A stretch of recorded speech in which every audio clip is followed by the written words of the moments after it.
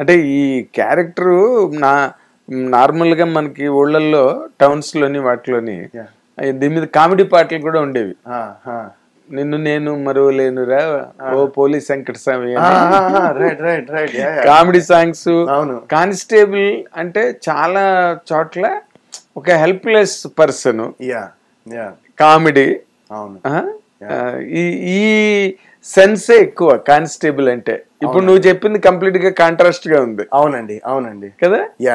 So అదే అంటున్నా, at the end of the day ఇతను ఏంటంటే ఇతనికి వచ్చే జీతము ఇవన్నీ కొంచెం తక్కువే ఉన్నా అప్పటికి కూడా ఇతని క్యారెక్టర్ ఏంటంటే అతనికి వచ్చిన జీతంలో కూడా వాళ్ళ బేసిక్గా మూవీలో ఏంటంటే వాళ్ళ హీ స్టేస్ విత్ వాళ్ళ అక్క బావ అండ్ మేనకోడలతో ఉంటాడు. సో వాళ్ళ బావకి ఏంటంటే he's a alcoholic in the movie అనమాట. అప్పటికి కూడా వాళ్ళ ఇంకా ఆయనకి వాళ్ళ అక్కకి తెలియకుండా వచ్చి అరే బాబు కొంచెం సెట్ చేయి నాకు ఎవరా అంటే పాపం అతనికి వచ్చిన జీతంలో కూడా వెళ్ళి ఇస్తూ ఉండి హెల్ప్ చేస్తాడు అనమాట. So it's is a very nice guy, చాలా మంచి వ్యక్తి. అండ్ ఈ వ్యక్తిని ఫస్ట్ ప్రొవోక్ చేసేది ఏంటంటే అంటే బిఫోర్ ఇవన్నీ తన కుటుంబంలో ఒక మర్డర్ జరిగి అంతటికన్నా ముందర జరిగేది ఏంటంటే ఒక సందర్భంలో like to show his characterization అనమాట. ఒకరోజు ఒక తండ్రి కూతురు పోలీస్ స్టేషన్కి వస్తారండి. సో వాళ్ళు పోలీస్ స్టేషన్కి వచ్చి ఇట్లా మా అక్క కనిపిస్తలేదు సార్ అని చెప్తే ఎస్ఐతో చెప్తుంది కంప్లైంట్.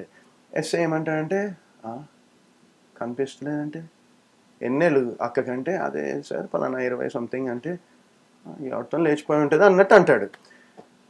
అక్కడ ఏంటంటే రియాక్ట్ అవ్వాలన్నా అక్కడ పోలీస్ స్టేషన్లో ఇంతమంది ఉన్నారు, ఏం చేయలేని పరిస్థితి. బట్ హీ కమ్స్ హోమ్, భోజనం చేస్తూ ఉంటే తిన్నాడు, అట్లానే కూర్చుని ఉంటే వాళ్ళు అక్కడ అవుతుంది ఏంట్రా అంటే అసలు అట్లా అన్నాడక్క, అసలు కొంచెం కూడా రెస్పాన్సిబిలిటీ లేదు, అలా ఎలా అంటారక్క, వాళ్ళ బిడ్డ పోయిందని చెప్పి వాళ్ళు ఏడుస్తూ ఉంటే ఇతను అట్లా ఎలా రియాక్ట్ అవుతాడక్క అని చెప్పేసి అక్కడ మనం క్యారెక్టరైజేషన్ని అక్కడ ఎస్టాబ్లిష్ చేస్తాం అనమాట బేసిక్గా బిగినింగ్ లో. So that is his character in the movie, తన మైండ్ సెట్ కానీ సెంటిమెంటల్. Okay okay.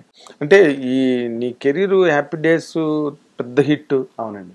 తర్వాత కొత్త బంగారు లోకం పెద్ద హిట్, మంచి సినిమాలు చేసావు.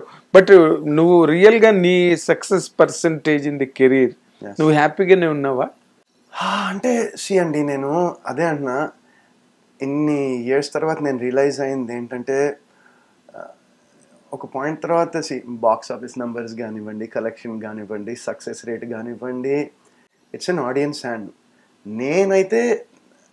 నేను చేసే పర్ఫార్మెన్స్లో 100% ఎఫర్ట్ పెట్టి ప్రయత్నం చేయాలనుకుంటా. ఇంకా రిజల్ట్స్ అనేవి at the end of the day ఎవరికైనా సక్సెస్ఫుల్ సినిమానే చేయాలని ఉంటుంది కదండి. 100% ఎవరికైనా ఉంటుంది. ఒక మంచి సినిమా చేసి ప్రేక్షకులు ఇప్పుడు పర్ఫార్మెన్స్ బాగుందా లేకపోతే సినిమా బాగుందంటే, పర్ఫార్మెన్స్ బాగాలేకపోయినా సినిమా బాగుందంటే నేను డెఫినెట్గా 100% అదే కోరుకుంటాను. But I realize that it's డెఫినెట్గా సినిమా సక్సెస్ అయితే దాని వెనకాల టీము ఆ 24 క్రాఫ్ట్స్ హ్యాపీ ఫీల్ అవుతారు. బట్ ఐ ఫీల్ దట్ నా ప్రయత్నం నేను చేసే ప్రయత్నంకి 100% తీయడానికి ట్రై చేస్తూ ఉంటాను సార్. అదేలే. అంటే నేను ఎందుకు మాట అడిగానంటే ఎక్కడ ప్రాబ్లము అంటే నీ సెలెక్షన్ ఆఫ్ స్క్రిప్ట్లా, లేకపోతే నీకు అన్మ్యాచింగ్ ప్రాజెక్ట్లా, లేకపోతే ఫోర్స్ఫుల్గా చేసిన ప్రాజెక్ట్లా, నీ జడ్జ్మెంట్స్ తప్పినాయా ఎలా? అదే అండి నేను దాని గురించి ఆలోచిస్తే నాకు అనిపిస్తుంది ఏంటంటే ఫస్ట్ నేను చేసిన సినిమా బ్లాక్ బస్టర్. ఇప్పటికీ మొన్న రిలీజ్ అయితే కూడా జనాలు భయంకరంగా చూశారు. Last year happy days release. Second movie కొత్త బంగారు లోకం, అది కూడా మీరు ఇందాక చెప్పినట్టు అదొక రేజ్ క్రియేట్ చేసేది. సో అదేంటంటే నాకు ఫస్ట్ 2 మూవీస్ అవి అయ్యేసరికి ఐ ఫెల్ దట్ ఆ టైంలో ఏమైందంటే ఎక్స్పెక్టేషన్స్ బార్ అనేది అక్కడికి సెట్ అయిపోయింది అనిపించింది నాకు. అంటే ఏ సినిమా అయినా ఇప్పుడు నేను ఒక సినిమా చేస్తే I feel that maybe audience నేను ఒక సినిమా చేస్తే ఆ లెవెల్లోనే ఉంటుందని ఎక్స్పెక్ట్ చేయడం జరిగింది అనుకుంటాను నేను. After that what happened I guess was నేను చేసిన కొన్ని సినిమాలు ఆ ఎక్స్పెక్టేషన్స్కి రీచ్ కాలేదు. At the end of the day ఆ సినిమాలు ఇప్పుడు నా థర్డ్ మూవీ ఎవరైనా ఎప్పుడైనా అండి. ఎవరైనా ఎప్పుడైనా ఇస్ హిలేరియస్ మూవీ. మొన్న కూడా రీసెంట్గా ఒకటి బజ్జో పడుకో అని ఒక పాపని పడుకోబెడితే అది మొత్తం వైరల్ అయింది. అది యాక్చువల్లీ నాకు చాలా మంది పంపించారు. అవును. సో ఆ సినిమా తర్వాత నాకు ఫస్ట్ ఇప్పటికీ గుర్తుంది, నాకు ఫస్ట్ ఫోన్ చేసింది నేను అప్పుడే సినిమా చూసి లేకపోతే నెక్స్ట్ డే నాకు సరిగ్గా గుర్తులేదు, థియేటర్ నుంచి వెళ్తూ ఉండగా నాకు ఇంకా గుర్తుంది, మాసప్ ట్యాంక్ సిగ్నల్ దగ్గర ఉన్నాను నేను, మా నాన్నమ్మ వాళ్ళతో ఆ టైంలో అక్కడే ఉండేవాడిని, మా బామ్మ తాతయ్య. ఇంకా ఆ టైంలో అక్కడికి సిగ్నల్ దగ్గర, మాసప్ ట్యాంక్ సిగ్నల్ దగ్గర ఉన్నప్పుడు సరిగ్గా అప్పుడు ఇంకా ఈ విరించి హాస్పిటల్ కూడా లేదా, మ్యూజిక్ వరల్డ్ ఉండేది, మాసప్ ట్యాంక్ సిగ్నల్ దగ్గర వెళ్తుంటే నాకు సుకుమార్ గారు ఫోన్ చేశారండి. ఫోన్ చేసి హ్యాపీ డేస్ కొత్త బంగారు లోకం కన్నా ఇందులో పెర్ఫార్మెన్స్ సూపర్ ఉంది వరుణ్, అసలు I really loved your performance అని ఆయన చెప్పడం జరిగింది. సో దానికి చాలా మంచి అప్రిషియేషన్ వచ్చింది. But at the same time ఆ లెవెల్కి ఆ సినిమా రీచ్ కాలేదు. సో అదే అంటున్నాండి, I think Happy Days and Kotha Bangaru లోకం యునానిమస్గా అందరికీ నచ్చేసాయి. అంటే మేబీ 1-2% పీపుల్కి మేబీ ఆ సినిమాలు అంత ఎక్కలేదు ఏమో. దాని తర్వాత ఏమైందంటే ఈవెన్ 51 పీపుల్కి నచ్చి 49 పీపుల్కి అయిపోయినా అరే అది అంత లేదు అనే దానిలో వెళ్ళిపోయింది. So maybe that was one of the reasons. And after that డెఫినెట్గా నేను కొన్ని స్క్రిప్ట్స్ సెలెక్ట్ చేయడంలో మేబీ నా జడ్జ్మెంట్ ఇట్ వాజంట్ కరెక్ట్ అనిపించింది. అండ్ కొన్ని సినిమాలు నేను కథ విన్నప్పుడు అరే అసలు భలే ఉంది, అసలు కథ అసలు అదిరిపోయింది అనుకునే కథలు అవి స్క్రీన్ మీద ప్రెజెంట్ అయ్యి స్క్రీన్ మీద ఎగ్జిక్యూట్ అయ్యేటప్పటికి అవి along the line they faulted. అంటే కొన్ని సినిమాలు ఉన్నాయి, నేను I don't want to take the names of those movies, but కొన్ని సినిమాలకి ఏంటంటే నేను once I saw the cut I was like ఇది కొంచెం ఇది తీస్తే బాగుండేది, ఇది కొంచెం ట్రిమ్ చేస్తే బాగుంటుందని కొన్ని చెప్పాను ఆ టైంలో.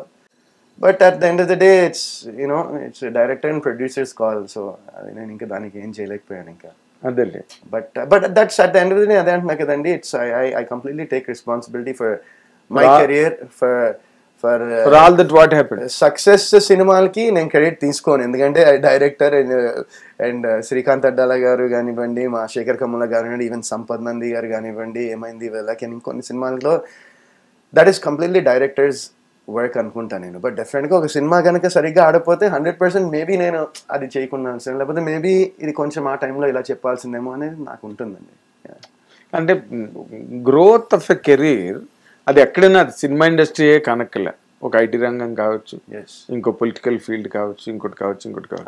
బట్ గ్రోత్ అన్నదానికి చాలా టాంజెంట్స్ ఉంటాయి, ప్రాబ్లమ్స్ ఉంటాయి, మన పర్సనల్ రిఫ్లెక్సెస్ ఉంటాయి, మేనేజ్ చేసుకోలేకపోవడము, కరెక్ట్ జడ్జ్మెంట్స్ మిస్ అవ్వడం, లేకపోతే ఎవరైనా మిస్లీడ్ చేయడము, ఇలాంటివి చాలా జరుగుతుంటాయి. దాంట్లో నీ తప్పులెన్ని, జరిగిన తప్పులెన్ని, ఇంక తక్కువ మిగిలిన తప్పులెన్ని? నేనేమంటున్నా అంటే అండి, నా లైఫ్లో తప్పు జరిగితే అది నాదే ఐ విల్ టేక్ రెస్పాన్సిబిలిటీ. తర్వాత మనం అనలైజ్ చేసి దీని వల్ల అయిందా, దాని వల్ల అయిందా, వీళ్ళ వల్ల అయిందా, వాళ్ళ వల్ల అయిందా అనేది ఇట్స్ పాయింట్లెస్ అనుకుంటా నేను. ఎందుకంటే at the end of the day it's my life and I should be responsible. అంటే no, you're correct. It makes no sense. Postpartum.